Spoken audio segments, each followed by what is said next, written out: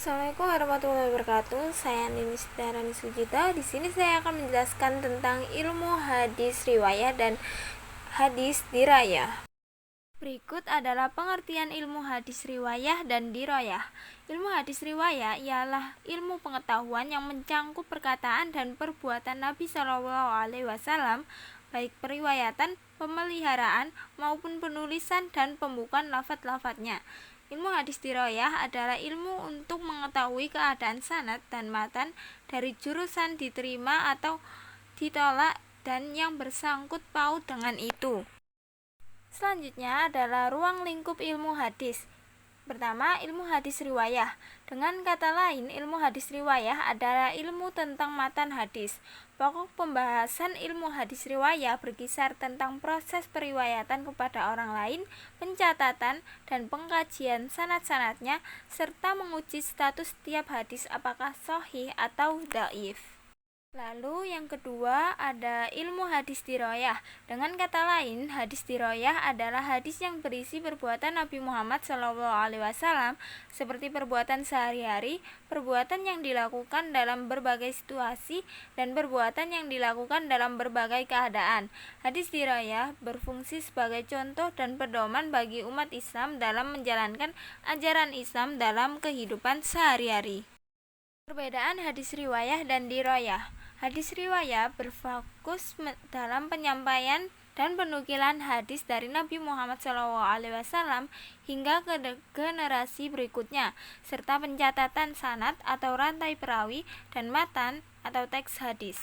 Tujuan hadis riwayah adalah memelihara dan membukukan hadis bagaimana adanya, termasuk segala sesuatu yang disandarkan kepada Nabi Muhammad. Sifat dari hadis riwayah adalah menekankan aspek periwayatan atau transmisi. Sedangkan hadis dirayah berfokus dalam mempelajari kaidah-kaidah dan ilmu untuk menguji sanad dan matan hadis guna menentukan status keabsahan hadis, sahih, hasan, dhaif, dan lain-lain. Tujuan hadis dirayah adalah untuk mengklarifikasikan hadis dan memilah mana yang dapat diterima atau ditolak. Sifat hadis dirayah adalah menekankan aspek penelitian, penilaian, dan pemahaman hadis. Dengan hadis riwayah dan dirayah. Hadis riwayah adalah sebagai materi atau teks hadis yang perlu disampaikan, sedangkan hadis dirayah adalah ilmu yang menganalisis kualitas materi tersebut. Keduanya tidak dapat dipisahkan karena hadis yang hanya diriwayatkan tanpa adanya studi kritis atau dirayah berpotensi tidak akurat, sementara studi kritis tanpa adanya materi hadis atau riwayah juga tidak akan memiliki dasarnya. Kita juga harus mengetahui pentingnya mempelajari ilmu hadis riwayah dan dirayah dalam memahami hadis Nabi Shallallahu Alaihi Wasallam. Yang pertama, menjaga keaslian hadis Nabi Shallallahu Alaihi Wasallam dengan meneliti sanad atau riwayah dan isi matan atau dirayah.